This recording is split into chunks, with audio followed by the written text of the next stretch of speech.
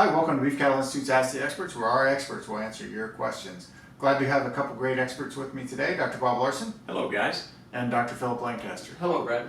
On this show, we get an opportunity to answer questions from you, and if you have a question, you can send us an email at bci@ksu.edu, and when they answer, they get up to 10 points for their answers. So today's question is a great one and talks about, should I pull the bulls or remove the bulls from a breeding herd after a short breeding season of 80 days? I'm going to go with you first, Dr. Lancaster.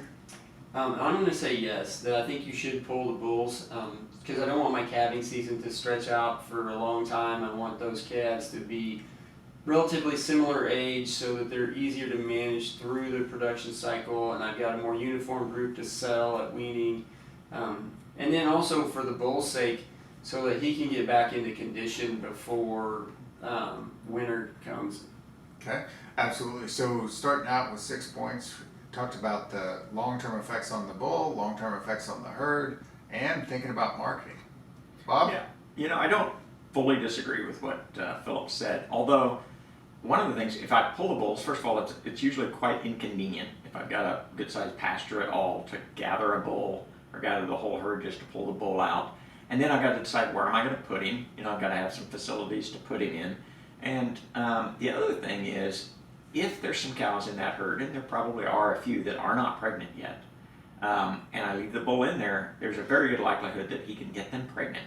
Now, I do agree with Philip. I like to have a confined calving season, but I can get that by doing a pregnancy check a little bit later and identify those cows that got bred late and sell them in a bred cow, sold to someone else where that she fits their system, is more valuable to me than an open cow in almost every situation.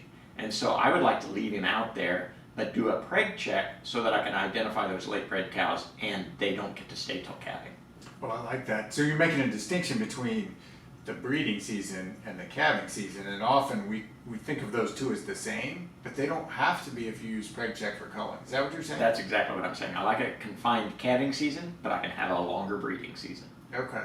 Now, part of the listener question was, it said at 80 days. So I'm going to ask you, and maybe breeding or calving for you, what is the right length of time that I should think about for that calving season? I think some of that depends on the environment that you're in.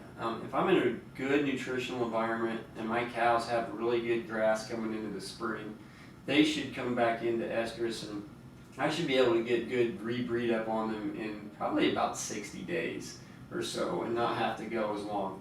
Now, if I'm in an environment where I don't want to put the feed resources into them, but I've got lower quality forage, and I may want a little longer breeding season so that I can get a better breed up on my cows. All right. So currently, Bob has 7 points and Philip has 7 points. All right, I'm going to say relatively short, and I'm going to kind of, basically I'm agreeing with Philip. I'm going to aim for that 65 days or so, in that we know from some research that herds that year over year over year keep their breeding season short, their preg rate is actually better than those who allow it to get long. Now, if my breeding season isn't, or my breed up isn't where I want it to be, 92, 95%, then I'm probably going to leave my breeding season long for a little while and then slowly decrease it. But it's a little bit counterintuitive. You'd think the longer breeding season, the better the breed up. Well, our research would say that herds that have a defined breeding season actually breed up better.